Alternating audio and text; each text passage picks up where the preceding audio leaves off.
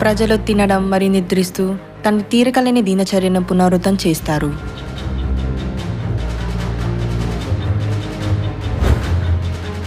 వారు సంపద లేదా గౌరవం మరియు అధికారాన్ని పొందుటకు లేక కేవలం జీవనోపాధి కొరకు తమ జీవితమంతా కష్టపడి పనిచేస్తారు. ఏమైనా వారందరూ చివరకు మరణిస్తారు. శరీరం యొక్క మరణం కంటే చాలా భయంకరమైనది అనగా దాని తరువాత తీర్పు.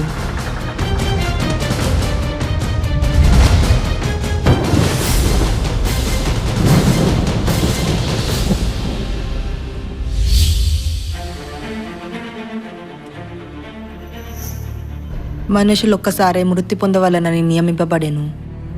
ఆ తర్వాత తీర్పు జరుగును.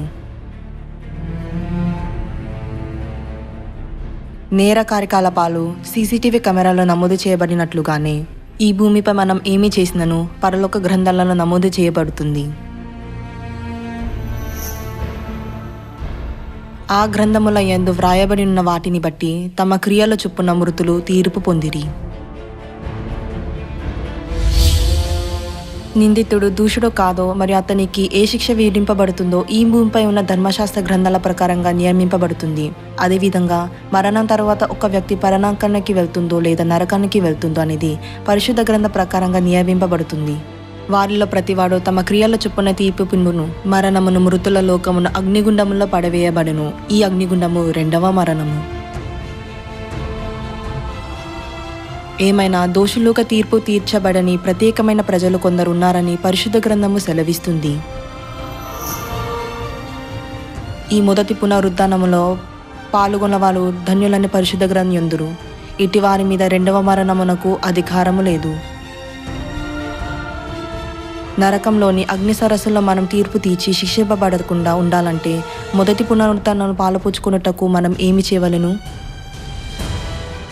పరిశుద్ధ గ్రంథంలో మొదటి పునరుద్ధానంలో ఎలా పాల్గొనవలెనో దేవుడు మనకు స్పష్టంగా చూపించారు.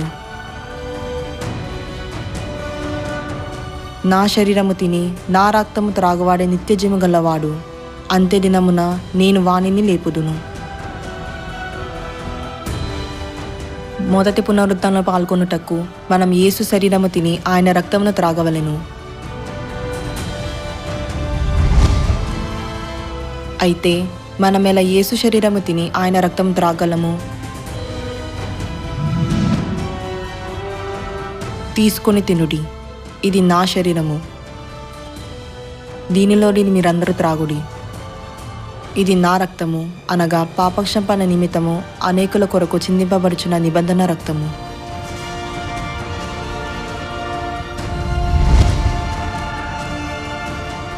క్రొత్త నిబంధన యొక్క పస్కను ఆచరించడం ద్వారా మనం యేసు యొక్క శరీరము తిని ఆయన రక్తం త్రాగి మన పాపములన్నిటినీ క్షమాపణ పొందుతాము. మన పాపముల క్షమింపబడినందున మనం మొదటి పునరుద్ధానంలో పాల్గొనగలము.